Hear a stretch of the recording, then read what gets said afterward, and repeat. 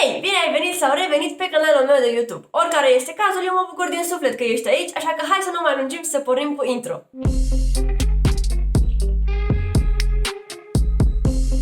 Bună dragilor, eu sunt Maria și am revenit cu un nou episod în care vreau să vă spun lucruri pe care eu le-am făcut ca și cameristă, deci implicit lucruri pe care trebuie să le aveți în vedere când mergeți la un hotel, oricând va fi asta, pentru că acum cu pandemia mă îndoiesc profund că mergeți la hotel în orașul în care stați. Pentru că episodul anterior s-a terminat într-o nuanță puțin mai neplăcută și poate nu v-am creat chiar cea mai bună stare de spirit, iar eu asta vreau să vă transmit o energie mișto, să vă pun un zâmbet pe buze și să vă mai scot un pic din rutina zilnică, să vă mai spun chestii pe care probabil încă nu le-ați auzit. De data aceasta o să fie chestii funny, o să fie lucruri pe care eu le-am făcut personal ca și cameristă, nu mai vorbim de alți colegi sau de întâmplări în general în acest domeniu, vorbim de mine personal, ce am făcut eu, mai puțin legal să spunem, cât timp am fost cameristă. Și eu o să încep cu lucrurile cu un impact mai mic, pentru că vreau cumva să creștem așa intensitatea și ultimul să vi se pară wow, pentru că sincer mie încă mi se pare wow. Chestia pe care am făcut-o cel mai des a fost să mănânc din camera clientului. Și nu mă refer să mănânc mâncarea mea în timp ce sunt în camera unui client, ci să mănânc din snacks-urile, prăjiturile, bomboanele, fructele sau legumele acestuia pe care le are pur și simplu făcute un bufet suedez, parcă pregătite pentru mine. Sincer, eu înțeleg că e camera ta de hotel și ai impresia că nu o să pună nimeni, dar sunt atât de mulți oameni care intră într-un hotel de 4 stele. Sunt eu ca și cameristă, este supervisorul care vine după mine, este băiatul cu minibarul și dacă ai și o problemă tehnică, vine și tehnicianul. Deci dă-ți seama că sunt un număr de oameni care trec prin camera ta aproape zilnic, cât timp tu stai la un hotel mai bengos, să zicem. Așa că nu vă mai gândiți că dacă vă lăsați o pungă de chipsuri, uite așa, deschisă și frumos, plină, că nici n-ai observat că s-au mâncat 5-6 chipsuri, nimeni nu o să pună mâna. Da, poate mulți nu o să facă lucrul ăsta, dar Maria, pofticioasă din fire și uneori și înfometată, pentru că, sincer, eu înainte de muncă niciodată nu mâncam. Pentru că, din punctul meu de vedere, mâncatul la ora 6 sau 7 dimineața era pur și simplu o teroare, era sincer o provocare, pentru că nu rămânea nimic în stomac, adică nu puteam să mănânc, nu că nu rămânea în stomac. Dacă luam o gură, o mestecam jumătate de oră și când o înghițeam așa. Ble. Deci eu să mănânc dimineața era oarecum imposibil. Ei bine, cu astea spuse, pe la vreo ora 9-10, când deja aveam vreo oră și jumătate, 2 de muncă, îmi gheorăia stomacul în ultimul hal. Imaginați-vă un T-Rex în stomacul meu care încerca să iasă afară și nu l-auzea nimeni decât eu. Așa că dacă intram în camera unui client care era atât de drăguț, mâncam tot ce prindeam, practic. Tot ce puteam să mănânc și nu era observabil, adică nu puteai să vezi că după ce am fost eu acolo s-a mâncat ceva din cameră. Dacă aveai o pungă de chipsuri și mai erau 3 chipsuri, clar nu-ți luam unul. Sau dacă aveai banane sau chestii mai mari care sunt foarte ușor de observat, clar nu mă atingeam. Dar când venea vorba de chipsuri, de bomboane, mini-muffins, gogoși de-alea micuțe sau mai știu eu ce feluri de patiserii și chestii sau fructe mici, cireșe, struguri, afine, băgam mâna. Nu ai voie în mod normal ca și cameristă și e logic, nici măcar nu e etic să faci chestia asta. Sincer, eu am făcut-o și nu prea m-a deranjat niciodată, n-am avut mustrări de conștiință la finalul zilei, bă, poate n-ar fi trebuit să mănânc bobița aia de strugure, poate, na, ce se întâmplă acum? Sunt chestii pe care le-am făcut și astea le făceam cel mai des. În primul rând pentru că mi-era foame, 2 pentru că mi-era foarte poftă și 3 pentru că știam că o să mai treacă foarte multe ore până am timp să mănânc ceva. Și mai era și cazul puțin mai trist când mi-era foarte sete și găseam struguri într-o cameră. Deci nu știu cum să vă zic. Zici că l-apucam pe Dumnezeu de picior, eram, Doamne, struguri lichid. Și luam vreo 2-3 și îi mâncam și mi se părea că am ajuns în nirvana. Da, cam astea erau chestiile pe care le făceam, dacă nu zilnic, cel puțin o dată de 2 ori pe săptămână. Și bineînțeles că nu am spus nimănui. Cred că am mâncat de câteva ori în cameră în timp ce lucram la cuplu cu prieteni apropiați. Dar nu am spus altor oameni. Deci am avut cumva încredere că nu o să afle nimeni. Și hei, n-a aflat nimeni. S-a întâmplat de câteva ori să fie plângeri pe etajul unde lucram eu că cineva a mâncat din cameră, dar culmea, de fiecare dată nu am fost eu, pentru că de fiecare dată în ziua aia nu mâncasem. Deci cumva am avut și un oarecare noroc. Dar spun lucrul ăsta pentru că dacă tu ești cameristă sau știi pe cineva care e camerist, dă-i un sfat și spune-i să facă lucrul ăsta cu cap. Să nu mănânci dacă știi că se va observa în urma ta. Mănâncă dacă e mult, frate, o cantitate industrială și chiar nu îți dai seama după aia că ai băgat și tu mânuța. Sau nu mânca gen chipsuri la birou omului și molfui pe acolo și lași firmituri. Da, fii inteligent. Orice prostie vrei să faci, măcar fă-o inteligent. Al doilea lucru pe care l-am făcut eu în camera clienților a fost să le testez parfumurile. Dacă vă întrebați de ce, este foarte simplu. 1. Pentru că nu cunoșteam parfumurile respective sau pentru mine erau niște entități de parfumuri, pentru că eu, sincer, la momentul respectiv, eram de vreo jumătate de an în Danemarca, nu îmi permitea salariul să-mi cumpăr nici cel mai ieftin parfum, probabil nici unul de la Avon. Și venisem în această țară cu niște parfumuri de acasă, relativ ieftinuțe. Știți și voi că în liceu nu prea te scalzi în Dolce Gabbana sau mai știu eu ce, Gucci și Paco Rabanne și mai știu eu vrăjeli. Așa că parfumurile mele, practic, mă dădeam cu ele acum și până ieșeam pe ușă nu mai miroseau a nimica. Și gândiți-vă că am ajuns să lucrez la hotel unde erau oameni cu foarte mulți bani și aveau, frate, eu nu înțeleg cum să vii, de ce ți-ai luat la tine 5-6 parfumuri diferite, dar și în varianta mare de 100 sau 200 de mililitri. Eu cred că pentru mine, eu cred că și le-au luat ca să am eu testere la hotel. Dintre toate parfumurile cu care m-am dat, descoperisem unul care, sincer, nu mai știu cum se cheamă, era ceva cu Cool, nu știu dacă Cool Water sau Cool Breeze sau nu știu ce, era o sticluță dreptunghiulară, albastră și cred că era de la Davidoff parfumul. Păi, dar mirosea într-un anume fel. Femeia care avea acest parfum a stat pe etajul meu și la hotelul nostru în jur de vreo 3 săptămâni și, sincer, m-am dat în fiecare zi când i-am făcut curățenie. Pentru că nu puteam să mă abțin, mi se părea că miroase atât de bine și simțeam nevoia să-mi dau aici pe încheieturi, dacă nu știți, aici se dă cu parfum și apoi aici în spatele urechii, nu pe toată bluza ca să miroși ca un container de parfum și să muți nasul oamenilor. Și mă dădeam de fiecare dată aici cu un puf de parfum și toată ziua miroseam așa de bine și parcă îmi dădea o altă stare de spirit, fraților. Când lucrez numai cu chimicale și miroși numai aerul ăla închis din camera oamenilor, pentru că aparent nimeni nu știe să deschidă un geam când se trezesc, frate. Toți se trezesc, se aranjează și ies de acolo prinț și prințesă, dar în camera lor miroase mai ceva ca într-o fermă de porci. Așa că un puf de parfum pentru mine era, extraordinar de frumos. Alte chestii pe care le-am făcut eu în camera clienților a fost să mă uit la televizor. Când aveam mai mult timp și știam că sunt înainte cu timpul și nu mă grăbesc ca să termin ziua de muncă, nu voiam nici să termin mai repede, pentru că dacă terminam mai repede eu nu eram plătită cât trebuia, eu eram plătită până în momentul în care am predat foaia. Și dacă eu eram fraieră și predam foaia mai repede ca să fac impresie de parcă am construit cineva o statuie, ca paranteză, niciodată n-am înțeles oamenii care au încercat să facă o extraordinar de bună treabă și practic să-și ia din propriul salariu. Băi, eu înțeleg să faci camerele super bine și să fii în timp, dar nu îți fura timpul tău, că nu ți-l dă nimeni înapoi și tu lucrezi pentru el și lucrezi greu pentru el. Am făcut și eu asta la început, ca în prima lună, dar în principiu era pentru că eram super panicată să nu fiu dată afară și șefa oricum era o scoarță de femeie și chiar nu voiam să mă pun rău cu ea. Dar apoi, când am realizat că îmi pierd din proprii mei bani, eram, păi stai frate un pic, eu mă chinui să transpir și plec de acolo stoarsă de energie ca să-i bag ei în buzunar alea 30 de minute pe care le-am salvat eu, pentru că în cazul în care nu știați, șefii de pe hoteluri primesc bonusuri în funcție de timpul în care termină cameriștii. Deci cu cât terminam eu mai repede, cu atât primeam mai mulți bani. Eu ce primeam? Ghiciți ce? Ciuciu. Deci nu mai făceam asta. Așa că dacă aveam foarte mult timp la dispoziție, sau nu foarte mult, dar și 15 minute dacă erau, stăteam într-o cameră fain frumos, bineînțeles de obicei în camerele în care nu mai erau clienți, în camerele care erau curățate și urmau să vină clienți mai târziu în ziua aia. Nu prea vrei să stai într-un stayover unde se poate întoarce clientul oricând în cameră, că ar fi puțin awkward să intre clientul în cameră și tu să fii lăfăit pe fotoliul lui așa cu un crac în sus, eventual ca la bar, și să stai să butonezi telecomanda. Bă, oare găsești și eu Disney-ul ăla azi? Ați înțeles ideea? Când erau camerele goale, curățate, pregătite, mă puneam pe un fotoliu, că nu prea avea ce să rămână urmă ca stat acolo, mă uitam la televizor frumos ca domnișoara, un sfert de oră, 20 de minute, chiar și jumătate de oră odată, și când știam că mi-a venit timpul să termin ziua, mă duceam relaxată, deja cumva odihnită, să predau foaia și se uitau toți la mine, mama, tu ne-ai obosit? N-a fost așa rău azi, chit că eu trăsesem ca un cal înainte, dar în loc să mă duc și să-i bag ei banii în buzunar, am preferat să stau să mă uit la televizor și să-mi iau banii cum trebuie.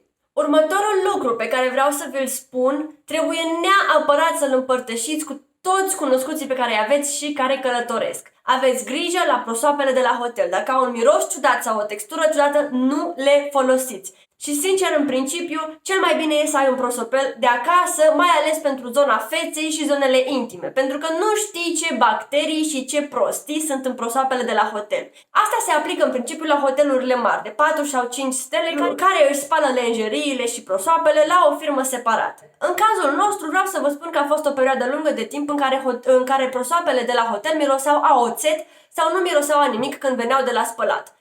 Aveau o textură cumva tare și cumva țepoasă, deci erau groaznice la atingere și cel mai deranjant lucru pe care vreau să-l împărtășesc cu toată lumea este faptul că noi cu prosoapele din camera clienților, acelea pe care știți le lăsați pe jos când vreți să fie schimbate, noi făceam curățenie în baie.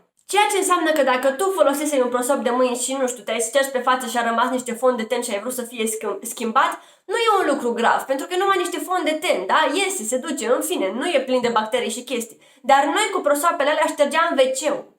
Ștergeam căzile, care de multe ori vreau să vă zic că erau infecte. Știți cum e atunci când speli un câine foarte murdar și rămân rezidurile pe cadă dacă nu cureți? Cam așa era la oameni. Gândiți-vă că nu aveau bunul simț să ia un pic capul dușului și să curețe cada în urma scurgerii apei. Nu, frate, nu aveau niciun stres. Puteau să rămână acolo toate bacteriile din univers, să fie practic 5 feluri de corona, dar nu era bai. Nu era niciun bai. Bă, frate, acum dacă pui mâna pe o chestie, te dai cu 3 tone de dezinfectant. Adică, nu vreau să intru în subiectul corona, dar vreau să fac așa o mică discrepanță între cum oamenii oricum erau jegoși dinainte, o parte din ei, nu vă atacați, nu vorbesc de voi. Vorbesc de aceia care nu știu să aibă grijă de igiena lor proprie și de igiena locului în care trăiesc. Deci gândiți-vă că e și mai scârbos ca și străin să vii și să vezi o cadă de aia maro, în timp ce cada e albă în mod normal. Și eu cu prosopul ăsta de multe ori ștergeam rezidurile aia de pe cadă, ștergeam WC-ul. Prosoapele astea, da, erau spălate apoi, nu zic nu. Dar nu cred și sunt sigură că nu erau spălate într-atât de bine încât tu să ai siguranța să te poți șterge la gură cu un prosop cu care eu am șters WC-ul și pete de pe WC-ul, de toate neamurile. Încă un lucru scârbos era legat de paharele care sunt puse pentru client în cameră. De multe ori sunt pahare de sticlă, nu sunt pahare de unică folosință. Dacă vedeți pahare de sticlă, sfatul meu, spălați-le înainte să le folosiți. Măcar cu săpunul din cameră, nu știu, dacă aveți la voi, să dați-le cu ceva, nu știu, faceți ceva cu ele. Dați-le foc înainte să le folosiți. Pentru că de multe ori nu erau îndeajuns de multe pahare pe hotel, noi trebuia să le recurățăm pe acelea care erau deja în cameră, deci nu venea altcineva să le schimbe în urma noastră. Sau dacă venea să le schimbe și vedeau că au numai o pată mică, suflau așa un pic, ștergeau cu degetul și aia e. Deci gândiți-vă că nu erau chiar sanitare lucrurile alea. Pe lângă lucrul ăsta știu că multe colegi de ale mele și colegi de altfel ștergeau cu prosopul cu care au șters WC-ul paharele. Adică după ce oamenii au terminat WC-ul și au ajuns în zona chiuvetei unde era și locul cu paharele, luau prosopul cu care au șters WC-ul, că era deja umed, știi, mergea, era numai bun, nu mai trebuia să stai să-l uzi, să mai știu eu ce, și îl făceau, uite așa frumos, în pahar, până strălucea și îl puneau înapoi cu fundul în sus, pregătit să bei apă din el. Yummy, yummy, yummy, apă cu gust de WC-ul. Bravo! La 4 stele, by the way. Sincer, am făcut și eu asta de vreo 2-3 ori până am realizat că fac un lucru greșit.